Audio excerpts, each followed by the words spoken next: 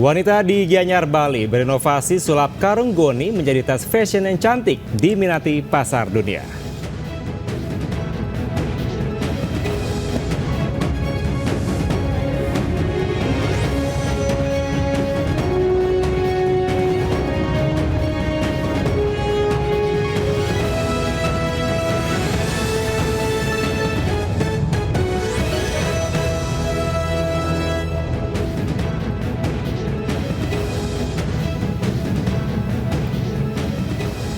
Assalamualaikum warahmatullahi wabarakatuh. Selamat pagi pemirsa. Halo Angel, selamat pagi. Selamat pagi Kevin, apa kabar Kevin? Aku luar biasa, selalu semangat. Kamu apa kabar pagi hari ini? Luar biasa, apalagi pagi ini kita dimulai dengan berbagai macam informasi menarik dari tanah air dan juga berbagai macam informasi dari mancanegara. Bersama kami, saya Angelika Devagel. Dan saya Kevin Pakan. Inilah Lintas iNews Pagi.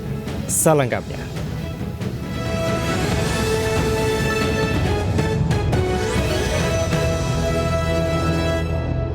Pemirsa, polisi berhasil meringkus pencuri hewan ternak yang meresahkan warga di Kecamatan Pedamaran, Kabupaten Oki, Sumatera Selatan. Dalam aksinya, pencuri kambing memasukkan hasil curiannya ke dalam karung.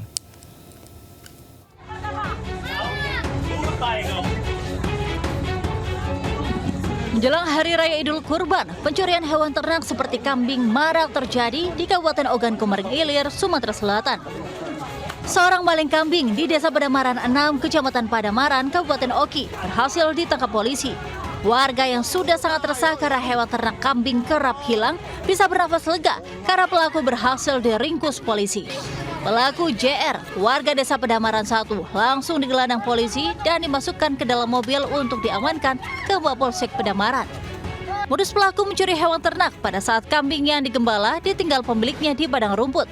Kambing yang dicuri langsung dimasukkan ke dalam karung, kemudian dijual kepada seseorang dengan harga bervariasi. Modus operandinya ketika ia melihat hewan yang sedang mencari makan atau merumput, kemudian ia bersama rekannya mengambil hewan tersebut atau menangkap hewan tersebut, kemudian dimasukkan ke dalam karung, lalu dinaikkan dengan sepeda motor. Pelaku sudah melakukan aksinya sebanyak 5 kali. Setiap mencuri kambing, pelaku selalu ditemani seorang rekannya. Saat diamankan, petugas menyita senjata tajam yang digunakan pelaku saat mencuri. Dari Kabupaten Ogan Komering Ilir, Sumatera Selatan, Fitriadi iNews melaporkan. Kerap bertransaksi dan pesta narkoba di rumah, 2 orang bandar dan kurir narkoba digerebek tim Raja Wali Satres Narkoba Polresta Padang. Petugas terpaksa adu gulat dengan pelaku yang melakukan perlawanan saat hendak diamankan.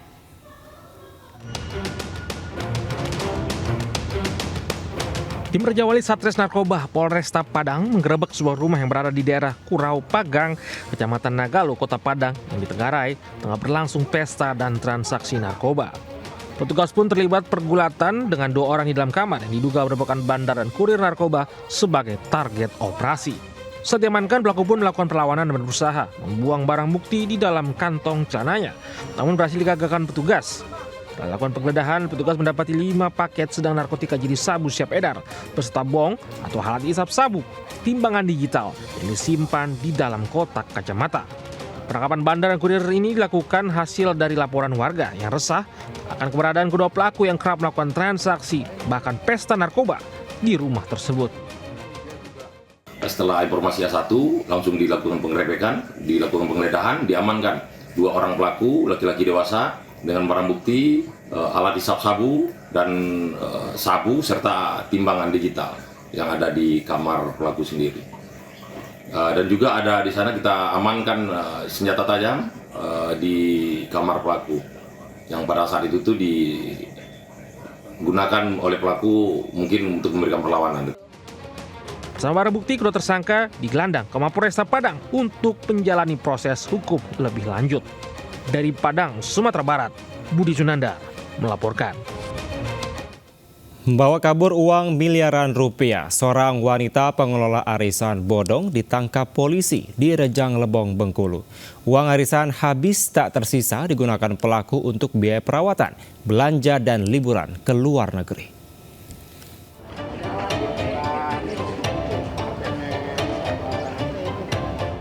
Seorang wanita berinisial M, 26 tahun, asal Kecamatan Curup Timur, Kabupaten Rejang Lebong, Provinsi Bengkulu, ditangkap polisi karena membawa kabur uang arisan sebanyak 1,7 miliar rupiah lebih.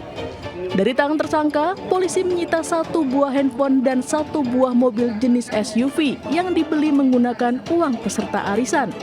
Kepada polisi, tersangka mengaku uang arisan tersebut sudah habis tak tersisa lantaran ia gunakan juga untuk biaya perawatan, belanja, serta bertamasya ke luar negeri. Sama sekali habis, tidak ada lagi yang tersisa. Jadi uang terkait dengan keuntungan 1 miliar lebih itu bersih atau gimana Bu tadi? Untuk sementara itu masih hitungan dari penyidik karena juga ada beberapa korban juga yang memang baru datang, sampai sekarang juga baru 12 korban yang kita periksa. Jadi masih akan ada lagi pemeriksaan lanjutan. Total ada 244 orang yang menjadi korban arisan bodong ini. Tidak hanya dalam kabupaten saja, juga luar provinsi, bahkan luar pulau. Saat ini tersangka dijerat pasal tentang penipuan dengan ancaman hukuman 4 tahun penjara. Dari Rejang Lebong, Bengkulu, Widodo Waluyo, iNews melaporkan. Diduga ketagihan judi online, seorang karyawan salah satu bank di Pacitan, Jawa Timur menggelapkan uang nasabahnya dengan total 1,2 miliar rupiah. Modusnya pelaku memasukkan dokumen nasabah untuk penarikan dana.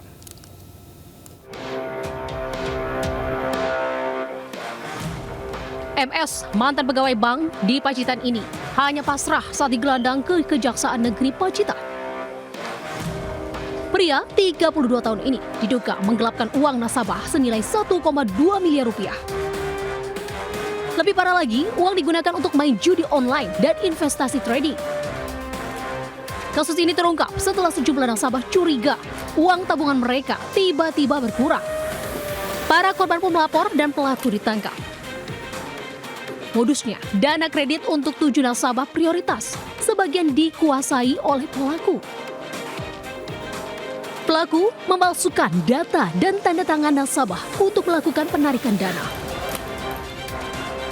Dengan kepercayaan yang ada dari nasabah tersebut, tersangka memainkan atau membuat dokumen-dokumen palsu untuk bisa mengambil uang kredit dari platform. Salah satu nasabah merasa uangnya berkurang. Akibat perbuatannya, tersangka dijerat Undang-Undang Tindak Pidana Korupsi dengan ancaman maksimal 15 tahun penjara. Di Pacitan, Jawa Timur, Ahmad Subeki, iNews melaporkan. Pemirsa, 2 pekerja pabrik pakan ternak tewas diduga akibat keracunan zat kimia. Korban meninggal dunia usai membersihkan tong cairan kimia.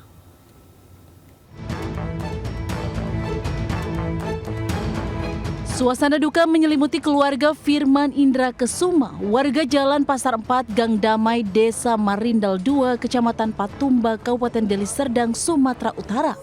Pria 41 tahun ini meninggal dunia diduga akibat keracunan zat kimia pakan ternak di tempat kerjanya di kawasan Timbang Deli, Kecamatan Medan Amplas. Menurut keluarga, Firman meninggal bersama rekannya Rizky Pratama usai membersihkan tong cairan kimia. Keduanya diduga keracunan zat kimia yang bocor dari tong. Ayah korban mengaku menerima jasad Firman dengan kondisi mengeluarkan darah dari hidung dan mulut serta bau obat di sekujur tubuh. Keluar air dari apa hidungnya itu? Keluar air? Iya. Talap tak tutup pakai apa? Pakai apa sih? Kapas ininya, kapas tak tutup. Apa itu tisu basah? Sementara pihak perusahaan belum memberikan konfirmasi. Keluarga berharap adanya investigasi penyebab tewasnya korban. Dari Deli Serdang, Sumatera Utara, Said Ilham, iNews melaporkan. Pemirsa, setelah viral hina warga Palestina, 5 siswa di 4 sekolah berbeda menyesal usai dibullying di media sosial. Kelima siswa dari 4 sekolah berbeda tersebut diberikan sanksi skorsing selama 1 minggu dan pendampingan oleh Dinas Pendidikan DKI Jakarta.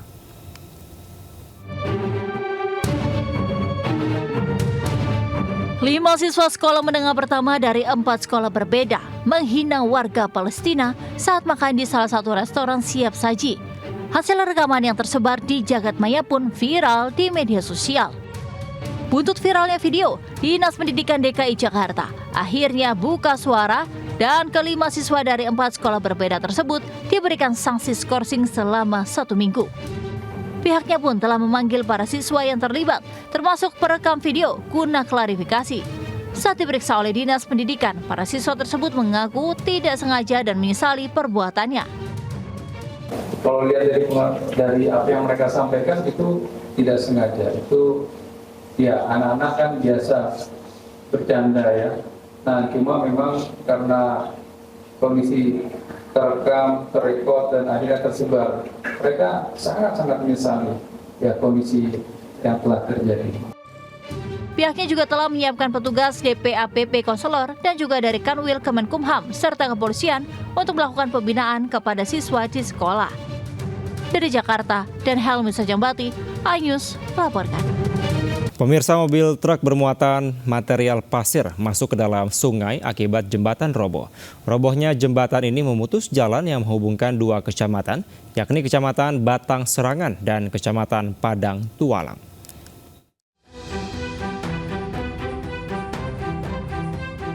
Beginilah kondisi truk pengangkut bahan material pengangkut pasir yang masuk ke dalam sungai saat melintasi jembatan sungai air tenang yang berada di Kecamatan Batang Serangan, Sumatera Utara. Mobil truk bernomor yang dikemudikan Sugianto terperosok ke dalam sungai saat melintasi jembatan yang sudah mengalami kerusakan sejak beberapa tahun. Meski sudah ada larangan dari pihak terkait untuk truk yang melebihi muatan, melebihi 8 ton dilarang melintasi jembatan, namun truk tersebut masih melewati jembatan dan nahas truk amblas ke sungai. Tidak ada korban jiwa dalam peristiwa ini, namun akibat peristiwa ini, jalan utama penghubung 2 kecamatan dan desa yang merupakan akses utama masyarakat untuk mengangkut hasil bumi terputus. Emang daring kali, kita kan lihat kalau ada kendaraan besar lewat, dia goyang. Jadi kan penahan bawah itu udah nggak ada lagi. Jadi langsung ambles ke dalam ini bang? Dengan kabarnya kan orang-orang setempat yang bilang. Jadi kan pas mau pulang belanja kemarin tuh udah terasa goyang. Cuman kan udah punya feeling juga, dia bakalan jatuh ini, betul. Warga berharap agar pemerintah dapat segera memperbaiki jembatan yang rusak, karena selain untuk akses warga beraktivitas, jembatan ini juga jalur utama menuju objek wisata Tangkahan. Dari Langkat, Sumatera Utara, Erwin Syahputra Nasution, iNews melaporkan. Bencana tanah longsor terjadi di jalan lintas yang menghubungkan Kabupaten Kerinci Jambi dan Solok Selatan Sumatera Barat. 1 kendaraan dinas terjebak di tengah material longsor.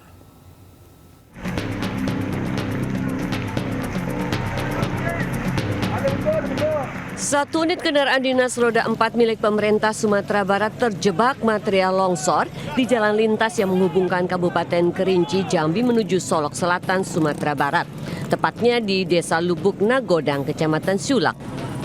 Akibat longsor bekas tambang pasir ilegal ini, akses jalan tidak bisa dilintasi kendaraan.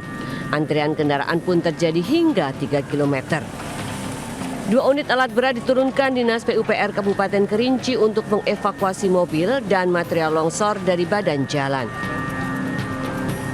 Karena curah hujan terlalu tinggi, kejadian longsor terjadi pada jam 16.00 WIB, mengakibatkan arus lalu lintas yang menghubungkan Kecamatan Sulak, Kelurahan Swadras tidak bisa dilalui dengan kendaraan roda 2 atau roda 4. Saat ini jalan sudah bisa dilintasi kendaraan dengan sistem buka tutup.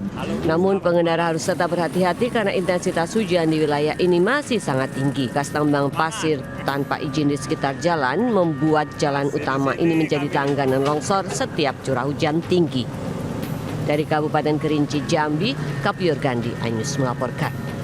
Bus pariwisata yang mengangkut puluhan kepala desa dari Kabupaten Banjar, Kalimantan Selatan terbakar di ruas jalan tol arah Tanjung Priuk, Jakarta Utara pada Rabu siang. Ya, rombongan kepala desa itu berencana menghadiri kegiatan 1 Dasawarsa Undang-Undang Desa di Gelora Bung Karno hari ini.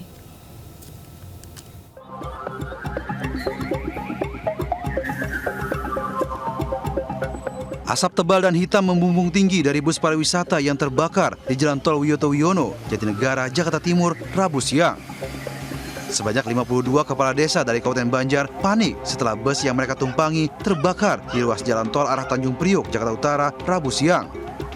Para kepala desa yang menjadi penumpang bus tersebut berupaya menyelamatkan barang bawaan mereka.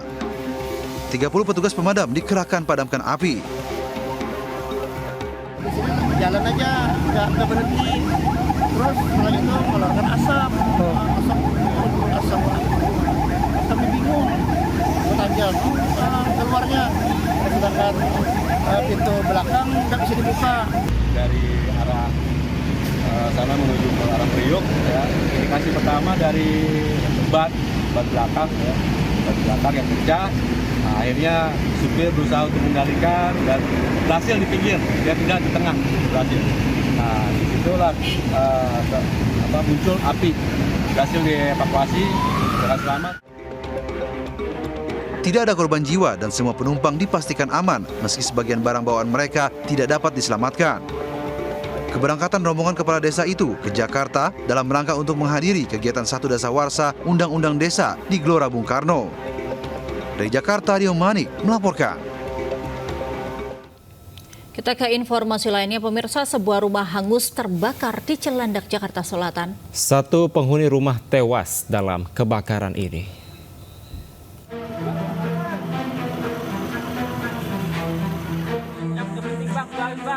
Kobaran api membakar sebuah rumah yang berada di Jalan Trogong Raya, Cilandak, Jakarta Selatan. Api dengan cepat menghanguskan seluruh bagian rumah. Akibat insiden itu, satu orang pria berusia 40 tahun yang merupakan penderita ODGJ tewas. Api berasal dari bagian bawah rumah dan langsung membesar, namun belum diketahui pasti penyebabnya. Tempat tinggal, Pak. Cuman kan tinggal sendiri doang orangnya. Orangnya itu kan ODGJ itu, Pak, ya. Jadi setiap malam itu diantar makanan sama kakaknya. Saya udah bilangin, udah berapa kali, 4 kali. Saya mau bawa ke Depsos itu ya, Pak, ya, departemen sosial itu. Akhirnya nggak dikasih, Pak. Saya malah diomel-omelin. Guna kepentingan penyelidikan, jasad korban dievakuasi ke Rumah Sakit Fatmawati, Jakarta Selatan untuk dilakukan otopsi. Dari Jakarta, Helmi Sajangbati melaporkan. Pemirsa, 8 unit mobil yang terparkir di Satpasim Polda Metro Jaya, Jalan Daan Mogot, Cengkareng, Jakarta Barat terbakar pada hari Rabu. Belum diketahui pasti penyebab kebakaran mobil tersebut.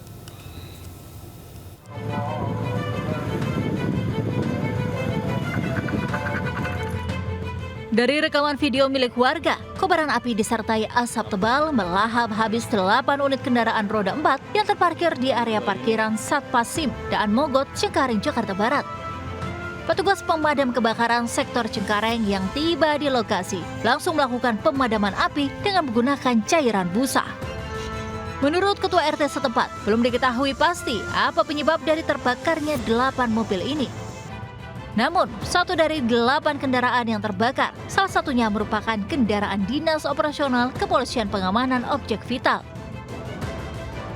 Api yang menyala dari mobil rongsokan atau mobil dari laka atau mobil dinas tadi. Nah, terus akhirnya turun, manggil saya, teriak-teriak, Pak RT ada mobil kebakaran.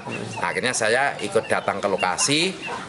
Giliran saya sudah tahu bahwa memang benar ada mobil kebakaran, saya mempersiapkan cari air, apar untuk memadamkan. Kita sudah berusaha semaksimal mungkin. Tak ada korban luka maupun jiwa dalam peristiwa kebakaran ini. Setelah menerjunkan 3 unit mobil pemadam, api berhasil dipadamkan. Dari Jakarta, Rizky Falufi, iNews melaporkan. Aksi unjuk rasa mahasiswa menolak tapera di gedung DPRD Kabupaten Lumajang, Jawa Timur berlangsung ricuh. Masa aksi terlibat saling dorong dengan polisi lantaran tidak diizinkan masuk ke dalam gedung dewan. Mahasiswa dari berbagai perguruan tinggi di Lumajang, Jawa Timur terlibat aksi saling dorong dengan aparat keamanan di depan gedung DPRD Kabupaten Lumajang pada Rabu siang.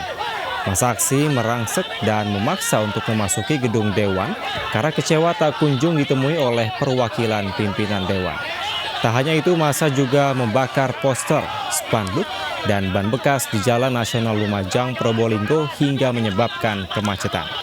Aksi mahasiswa ini menyuarakan penolakan terhadap peraturan pemerintah tentang tabungan perumahan rakyat atau tapera yang dinilai sangat membebani masyarakat, khususnya kaum buruh. Mereka menuntut pemerintah meninjau kembali kebijakan terkait tapera ini karena tidak berpihak kepada masyarakat kecil seperti kaum buruh.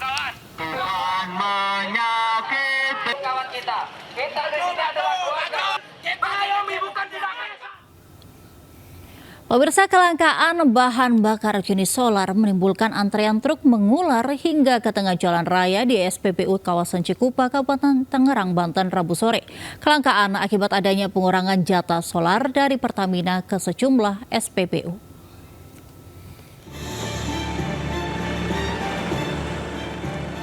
Antrean truk ini terjadi di stasiun pengisian bahan bakar SPBU di Jalan Raya Serang, kilometer 18, kawasan Cikupa, Kabupaten Tangerang, Banten, Rabu sore. Bahkan belasan truk yang tidak bisa masuk ke area SPBU terpaksa harus mengantri di jalan raya agar tidak menimbulkan kemacetan arus lalu lintas. Supir truk mengatakan, antrian truk ini terjadi akibat mulai langkanya bahan bakar solar di sejumlah SPBU di wilayah Kabupaten Tangerang sejak 4 hari terakhir. Para sopir truk kehilangan banyak waktu karena harus keliling ke sejumlah SPBU untuk mencari bahan bakar solar. Para sopir truk pun mengeluh rugi waktu. Selain mencari SPBU yang masih ada stok solarnya, mereka juga harus antri hingga 2 jam di SPBU. Solar. Aduh, susah banget ini, di mana-mana solar. Emang udah berapa SPBU, Bang? Tadi nggak ada? Ada Bitung, Cimone, sama ini udah susah solar. Merasa terganggu apa nggak adanya solar, Bang? Ya terganggu lah, lambat kita jadi. Solar yo panjang. Udah berapa lama tadi antri sini, Bang? Sekitaran ada setengah jam. Bang udah nyari solar kemana aja tadi? Tadi sih saya dari Belaraja, yang sebelum jembatan tol tuh situ ngantri sama. Di sini sama juga ngantri. Pengawas SPBU Cikupa mengatakan kelangkaan ini terjadi akibat adanya pengurangan jatah solar dari Pertamina ke sejumlah SPBU di Kabupaten Tangerang. Pengurangan jatah solar atau yang disebut sistem kitir ini sudah dilakukan sepekan terakhir dengan tujuan untuk mengendalikan kuota dan mencegah penyalahgunaan solar. Karena kita kan pengirimannya di sana kena jadwal kitir, Bang. Kitir itu kan permintaan dari pembelian kita per hari itu nggak sesuai dengan permintaan kita, Bang. Kadang kita minta 32, kadang dikirim 24, kadang 16. Jadi kita sering kehabisan, Bang. Sekali ada langsung ngantri sampai ke jalan, Bang. Pengemudi truk berharap kelangkaan solar ini dapat teratasi. Pasalnya, aktivitas mereka terganggu lantaran harus mencari solar ke sejumlah SPBU. Dari Kabupaten Tangerang, Banten, Aimarani, iNews melaporkan. Ratusan rumah di perumahan Puri Bintaro Indah, Tangerang Selatan, Banten terendam banjir hingga setinggi 1 meter. Hujan yang mengguyur wilayah Tangerang Selatan sepanjang hari membuat ratusan rumah di perumahan Puri Bintaro Indah terendam banjir. Pada lokasi terendah, ketinggian air bahkan mencapai 1 meter. 4 mesin pompa air yang berada di komplek perumahan ini juga tidak maksimal menyedot air. Selain curah hujan yang tinggi, banjir juga diperparah dengan air kiriman dari wilayah Bogor pada anak Kali Angke. Warga telah sering meminta pemerintah Tangerang Selatan mengatasi masalah banjir ini dengan menambah pompa penyedot dan memperbaiki sistem drainase. Selain curah hujan, tadi kan hampir 2 jam tuh hujan deras. Kadang hujannya udah reda, air baru sampai. Mungkin kan juga buangan dari atas juga ya, buangan dari Cilalung. Selain itu drainase kita belum bagus yang untuk ke kali. Pemirsa, petugas gabungan Dishub, Satpol PP dan TNI Polri kembali menggelar razia juru parkir liar di kawasan Cengkareng dan Kembangan, Jakarta Barat. Seorang juru parkir liar berhasil kabur sambil mendorong motornya demi hindari razia. Razia parkir liar digelar di 2 kecamatan Jakarta Barat, yakni Cengkareng dan Kembangan. Seorang juru parkir liar yang berada di minimarket ini pun bergegas kabur mengetahui kedatangan petugas gabungan.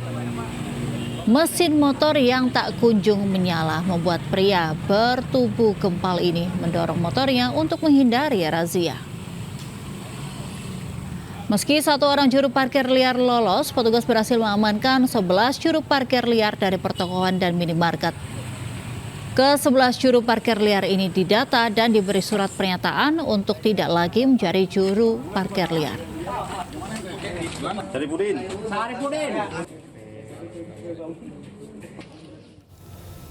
Kita ke informasi lainnya pemirsa, puluhan emak-emak rela antre mengambil air bersih dari mobil tangki yang disediakan Pam Jaya di Jalan Ancol Barat 1, Pademangan, Jakarta Utara pada Rabu sore. Warga pun mengeluh lelah setiap hari harus berebut dan mengangkut air bersih untuk kebutuhan sehari-hari.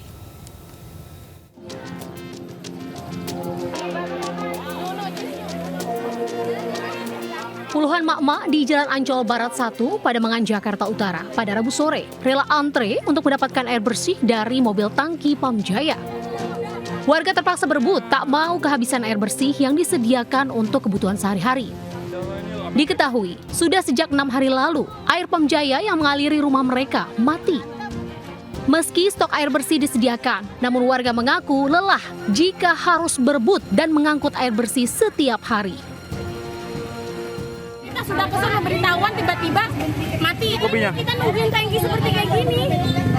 Kita tungguin bantuan, kalau nggak ada bantuan ya udah warga bingung mau masak mau apa bingung. Kalau seperti kayak begini terus kita juga lelah juga Om.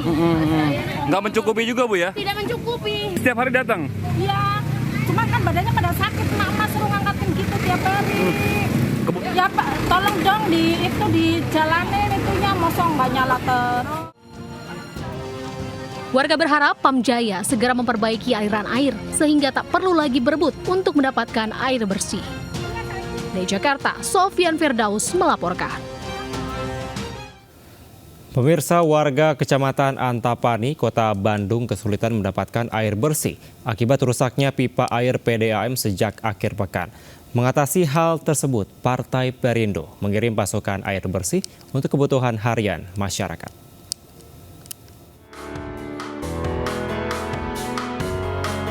4 hari sudah Nawangsi kesulitan mendapatkan air bersih. Tidak satu tetes pun air keluar dari keran di rumahnya. Hal yang sama juga dialami Nunung. Akibat sulitnya mendapatkan air bersih, dirinya terpaksa tidak berjualan mie ayam seperti biasanya. Kesulitan air bersih ini dialami ribuan warga di Kecamatan Antapani, Kota Bandung. Akibat rusaknya pipa utama distribusi air bersih milik Perumda PDAM Tirtawening. Paling saya beli. Beli berapa? Beli itu satu jaligen kadang 20.000. 20.000? Maksudnya satu roda. Satu roda. 20.000. Itu cukup untuk berapa hari? Cuman sehari juga udah habis atuh Pak. Aduh, berantakan banget. Kalau nggak ada air tuh sudah gitu. Karena nggak ada airnya ya udah aja ngantri, kan beli juga ngantri susah, kami nggak seenaknya gitu, beli juga sama ngantri ya pada mandi ke tempat, ke pom bensin pada bayar 2.000, anak-anak pada mandi ke pom bensin, BAB juga gitu.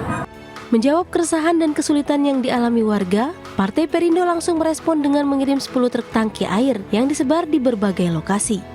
Mudah-mudahan dengan turunnya Partai Perindo langsung ke masyarakat sebagai bukti nyata kita, peduli kita kepada masyarakat, bisa membantu warga yang membutuhkan air bersih pada hari ini. Ribuan warga dengan tertib mengantri untuk mendapatkan air bersih. Warga merasa sangat senang dan terbantu dengan aksi peduli Partai Perindo ini. Dari Bandung, Jawa Barat, Puji Prayitno, iNews melaporkan. Pemirsa, mendekati Hari Raya Idul Adha, harga ayam potong dan cabai keriting masih tinggi, sementara harga telur dan beras stabil.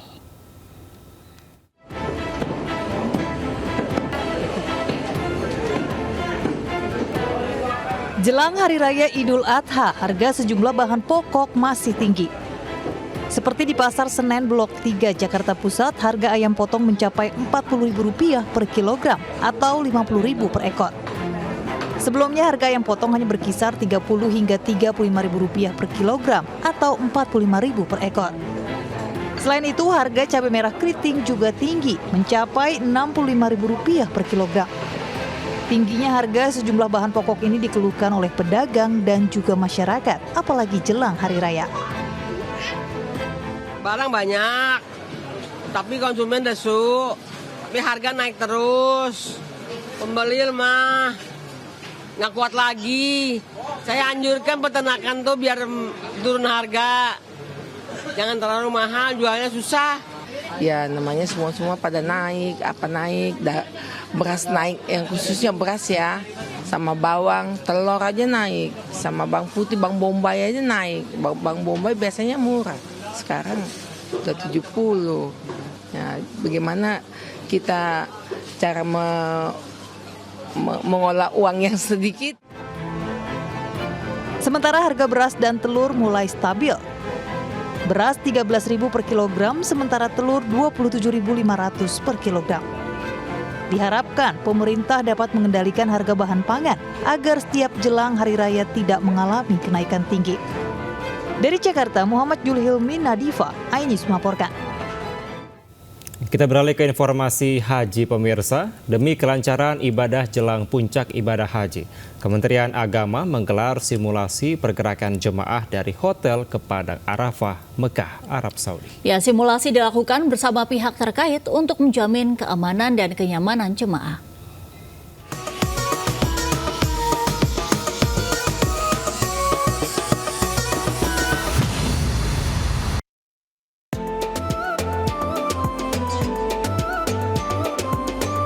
Jelang puncak ibadah haji wukuf di Arafah yang akan dilakukan akhir pekan ini, Kementerian Agama bekerjasama dengan Kementerian Haji Arab Saudi melakukan simulasi pergerakan jemaah dari hotel ke Arafah.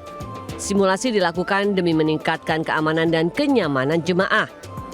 Kerajaan Arab Saudi saat ini membuat terobosan baru dengan penggunaan smart card atau kartu nusuk sebagai akses masuk jemaah ke Arafah, Musdalifah, dan Mina. Simulasi ini diharapkan jemaah mudah memahami penggunaan kartu pintar agar ibadah bisa lebih khusyuk dan lancar. Sementara untuk jemaah yang beresiko tinggi, lansia, dan pengguna kursi roda akan diterapkan skema khusus karena memerlukan waktu yang lebih lama. Sedangkan jemaah yang belum memiliki atau kehilangan kartu pintar akan diperiksa secara manual dan terpisah dari antrean. Mengingat pentingnya kartu pintar sebagai akses masuk ke Ar-Musna, jemaah diimbau agar menyimpannya dengan hati-hati dan aman agar tidak hilang. Dari Mekah, Arab Saudi, Suhud Nur Fadli, iNews melaporkan.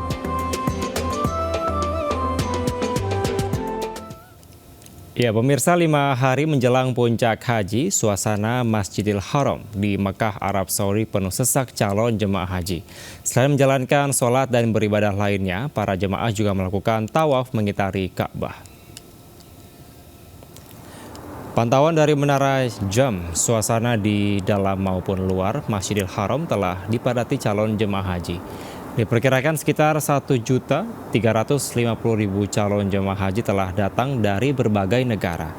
Mereka memanfaatkan waktu menjelang puncak haji dengan melakukan tawaf dan beribadah di dekat Ka'bah maupun di dalam Masjidil Haram. Sementara untuk memberikan rasa aman dan nyaman di tengah padatnya calon jemaah haji, pengamanan di Masjidil Haram diperketat. Petugas juga memperketat pemeriksaan terhadap kendaraan-kendaraan yang menuju ke Mekah.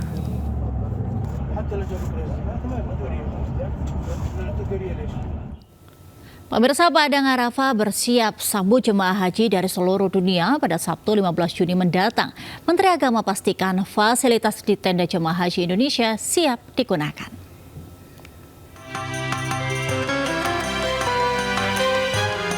Jelang puncak haji, Menteri Agama Yakut Khalil Qumas meninjau persiapan tenda jemaah haji Indonesia di Padang Arafah. Didampingi pihak Masyarik selaku penyedia layanan haji di Arafah, Musdalifah, dan Mina, Menak mengecek satu persatu fasilitas yang ada di tenda. Mulai dari keran air, dapur, toilet tempat berwudu hingga stop kontak, AC, dan kasur. Bahkan Gusmen sempat mencoba salah satu kasur yang ada. Di Arafah, jemaah haji Indonesia akan menempati 73 maktab dan 1.169 tenda. Tercover di tenda ini tidak lebih bagus, atap lebih menyerap panas, kemudian dindingnya juga sudah pakai HPVC gitu ya, dan lebih menyerap panas tentu saja, dan sudah dilengkapi dengan colokan-colokan listrik itu. Ada charger magnetik itu tinggal ditempel udah bisa ngecas. Jadi saya kira ada banyak perubahan signifikan. Mulai tahun ini selama di Ar-Musna, jemaah akan mendapatkan jatah makan secara penuh sebanyak 15 kali. 6 kali diantaranya berupa makanan siap saji dengan cita rasa Nusantara seperti rendang, Selain fasilitas di tenda jemaah, Menak juga mengecek layanan kesehatan yang disediakan oleh Masyarik. Tahun lalu saya kira ini juga membuat moral dan semangat layanan teman-teman kepada para jamaah juga saya kira juga akan makin naik. Banyak perubahan yang sudah dilakukan oleh pihak Masyarik, gitu ya. Mudah-mudahan sekali lagi kita tinggal tawakal sekarang, menyerahkan pada kebesaran Allah itu layanan haji nanti beberapa hari ke depan ini di Al-Husna berjalan dengan baik dan lancar. Selesai di Arafah, rombongan Menak langsung mengecek kondisi di Musdalifah. Rencananya sekira 55.000 jemaah beresiko tinggi, lansia, disabilitas dan pendamping dari Arafah akan melakukan skema murur atau berhenti sejenak di Musdalifah kemudian melanjutkan perjalanan ke Mina. Dari Mekah, Arab Saudi, Suhud Nur Fadli Ainus, anggota Media Center Haji 2024 melaporkan. Pemirsa, WNI tamu undangan Raja Salman tidak masuk kuota haji reguler Indonesia. Ya, melainkan kuota khusus yang diberikan Kerajaan Arab Saudi kepada tokoh-tokoh dari Indonesia dan juga berbagai negara.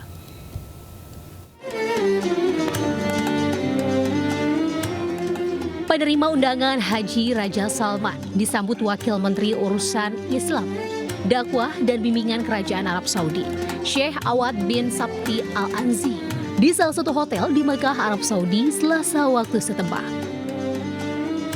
Mereka diantaranya pejabat pemerintah, pimpinan ormas, akademisi, hingga masyarakat yang berkontribusi terhadap kemajuan peradaban agama. Tamu Haji Raja Salman ini tidak masuk ke dalam kuota reguler haji dari pemerintah Indonesia, melainkan kuota khusus yang diberikan Kerajaan Arab Saudi. Kami di luar dari kuota itu. Kami adalah kuota khusus yang diberikan oleh kerajaan kepada tokoh-tokoh dari Indonesia dan juga dari berbagai negara. Jadi ini program internasional, program global dari Kementerian Urusan Islam sesungguhnya. Kerajaan dihandle oleh Kementerian Urusan Islam yang terpisah dari kuota-kuota haji yang lain. 50 tamu haji Raja Salman asal Indonesia juga diberikan program kegiatan. Salah satunya ziarah ke Museum Al-Wahyu di Jabal Nur, Makkah, hingga Museum Nabi Muhammad di Madinah. Dari Makkah, Arab Saudi, Widya Misela melaporkan.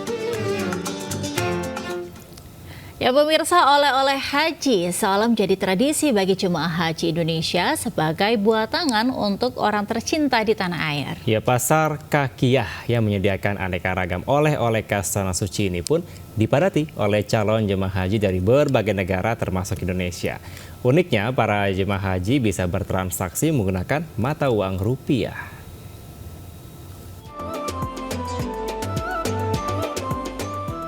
Pasar Kakiyah di Jalan Ibrahim Al-Khalil, wilayah Al-Sokiyah, Kota Mekah, sekitar 8 km dari Masjidil Haram, ramai pengunjung.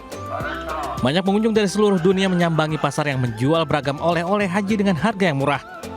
Mereka datang ke pasar bersama keluarga maupun rombongan haji lainnya. Pasar berlantai 2 ini menjual berbagai macam oleh-oleh khas tanah suci, mulai dari tasbih, sajadah, gantungan kunci, tas, cincin, emas, parfum, baju gamis, tekoteh, dan lain-lain. Uniknya, para penjual fasih berbahasa Indonesia dan barang yang dijajakan dapat dibeli menggunakan rupiah.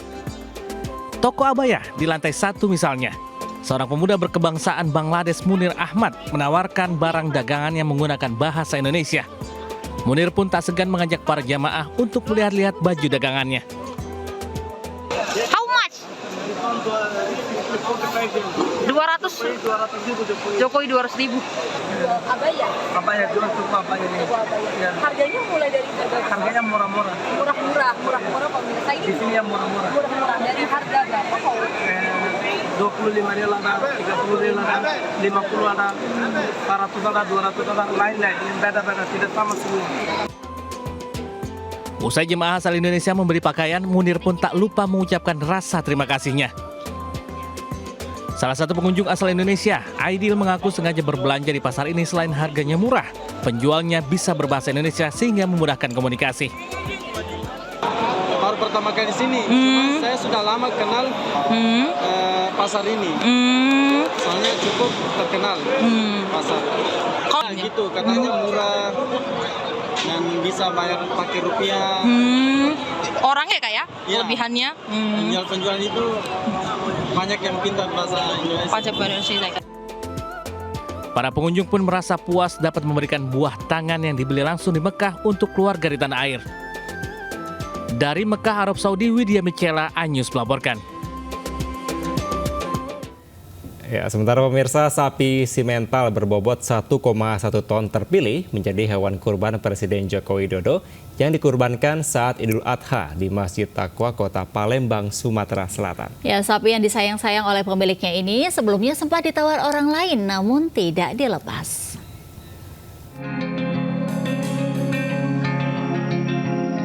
Sapi simental dengan nama Bule ini terpilih menjadi sapi kurban Presiden Joko Widodo yang dikurbankan pada perayaan Hari Raya Idul Adha nanti. Sapi kurban Presiden ini rencananya dikurbankan di Masjid Taqwa di Kota Palembang.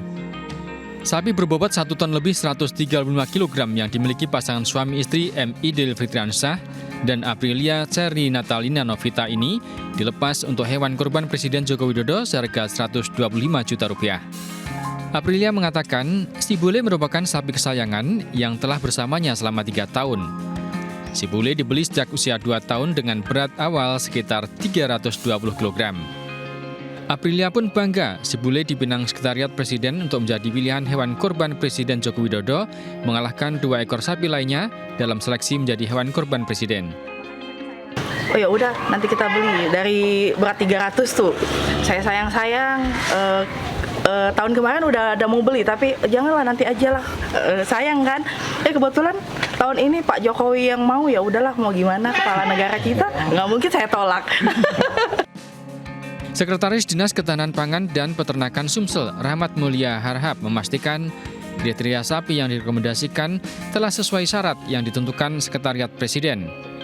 Termasuk pemenuhan dalam hal syar'i, seperti usia di atas 2 tahun, tidak cacat bawaan lahir atau cacat karena hal lain, seperti buta, bagian tubuh tak lengkap, pincang atau ada luka dan kepemilikan sah.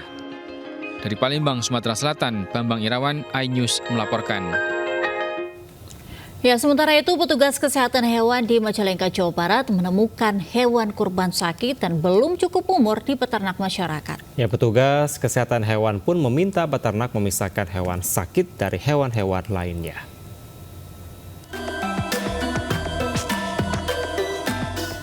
Empat hari jelang Hari Raya Idul Adha, petugas gabungan dari Kesehatan Hewan dan Polri mendatangi satu persatu kandang hewan milik warga di Desa Majasari, Kecamatan Ligung, Majalengka.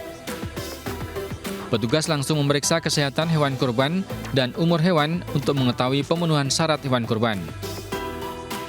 Dari 60 ekor kambing dan sapi yang diperiksa, petugas menemukan 1 ekor kambing dalam keadaan sakit mata. Petugas juga menemukan 1 ekor sapi yang masih di bawah umur. Petugas pun memberikan label sehat untuk setiap hewan kurban yang dinyatakan sehat. Hari ini kita pemeriksaan hewan kurban, tadi memeriksa sebanyak 60 ekor domba dengan hasil ada 1 yang matanya sakit, kalau yang lainnya sehat, dinyatakan sehat, dan kita memeriksa juga 22 ekor sapi, ditemukan 1 ekor yang belum cukup umur. Saya rasa kita kembali ke akidah kita masalah cukup umur ya, karena kita banyak yang berpikiran bahwa sapi sebesar ini atau seumuran ini sudah layak, ada yang tidak ngomong layak, itu kembali kalau ukuran umur. Tapi kalau ukuran kesehatan kami berkiblat kepada kesehatan dari teman-teman dokter hewan di Majalengka. Petugas kesehatan hewan mengimbau peternak agar hewan yang sakit dipisahkan dengan hewan lain yang dinyatakan sehat. Dari Majalengka, Jawa Barat, Muhammad Zeni Johadi, iNews melaporkan. Ya, Angel dan pemirsa, kita ke informasi lainnya. Pemirsa, karung goni yang kerap dipakai untuk mengemas beras dan juga tepung ternyata bisa menjadi produk kreatif yang bernilai tinggi. Ya, Kevin, di Bali seorang wanita mengolah karung goni menjadi tas fashion cantik dan diminati pasar dunia. Berikut liputannya.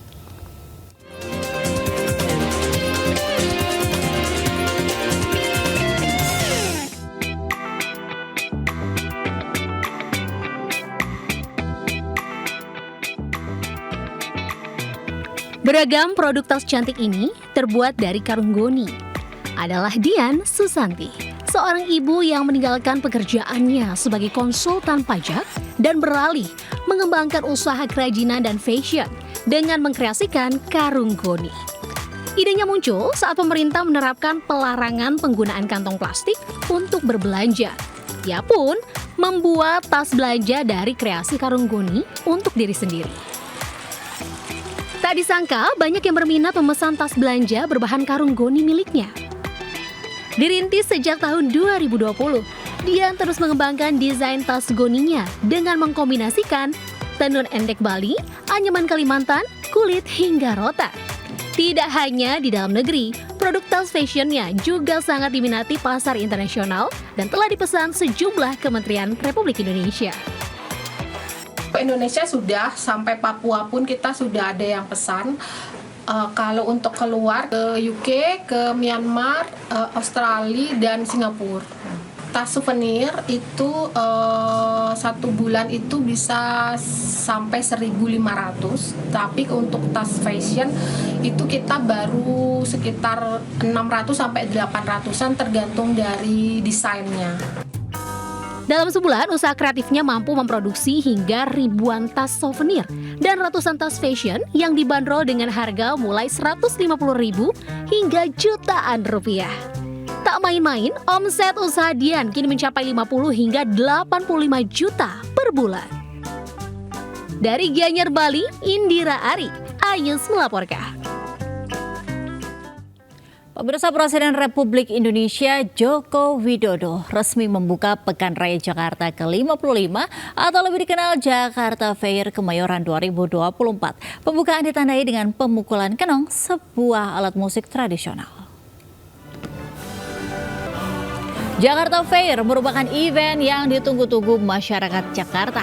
Dalam event yang diselenggarakan sekali dalam setahun di Pekan Raya Jakarta, warga bisa mendapatkan hiburan serta berbelanja beragam produk. Jakarta Fair 2024 resmi dibuka Presiden Joko Widodo yang ditandai dengan pemukulan kenong, salah satu alat musik tradisional Indonesia. Dalam pidatonya, Jokowi mengapresiasi PRC yang rutin diselenggarakan hingga 55 tahun dan dapat menarik banyak pengunjung. Dan tahun yang lalu dikunjungi lebih dari 6 juta pengunjung. Ini juga sebuah prestasi yang luar biasa karena dikunjungi 6 juta lebih pengunjung ke Jakarta Fair. Karena sudah ditunggu oleh masyarakat, dengan mengucap Bismillahirrahmanirrahim, pada malam hari ini secara resmi saya buka Jakarta Fair Kemayoran tahun 2024. Kita ke informasi lainnya, pemirsa. Diduga sedang mencari makan, seekor terenggiling nyasar ke permukiman di Palangkaraya, Kalimantan Tengah. Evakuasi hewan langka dilindungi tersebut awalnya sulit dilakukan oleh tim relawan lantaran berada di atas dahan pohon.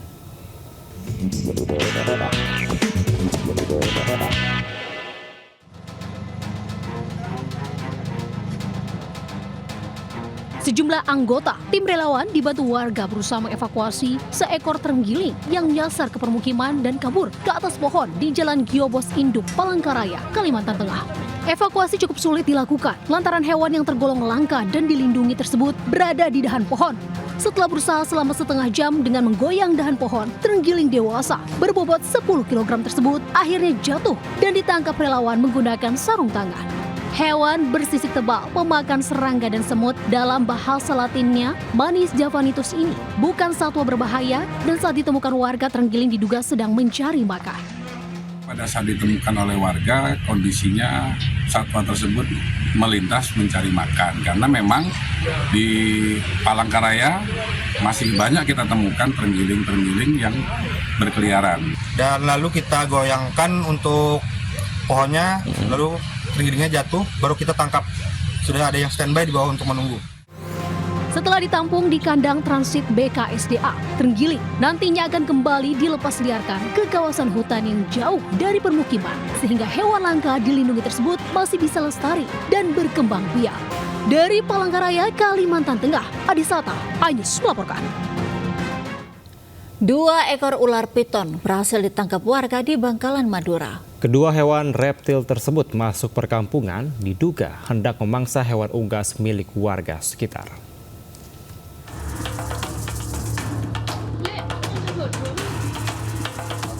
Warga Desa Buluh, Kecamatan Soca, Kabupaten Bangkalan dikejutkan dengan kemunculan ular piton.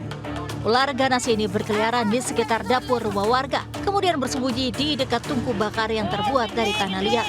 Ular sempat kabur bersembunyi juga di antara bebatuan cadas hingga akhirnya berhasil dievakuasi warga setempat. Balik lagi sini, terus masuk ke batu, terus diperiksa ada keluar. Ya tunggu besoknya dibongkar. Besoknya dibongkar ya. Tahunya ada di dalam batu. Ditarik habis ditarik. Oh sama anak-anak berapa? 5, enggak kuat. Kemunculan seekor ular piton sepanjang 4 meter juga menggemparkan warga Kampung Yormanis, Kecamatan Blega, Kabupaten Bangkalan, Madura. Diduga ular hendak memangsa unggas peliharaan warga sekitar. Reptil dengan berat hampir 50 kg ini kemudian ditangkap dan dimasukkan ke dalam karung agar tidak membahayakan. Setelah berhasil ditangkap, ular tersebut diserahkan ke komunitas penggemar reptil di Bangkalan Kota. Dari Bangkalan, Madura, Taufik Syarawi, iNews melaporkan. Pria bersenjata tajam merampok sebuah toko jam tangan mewah. Belasan jam senilai 14 miliar rupiah raib. Lintas iNews pagi, segera kembali.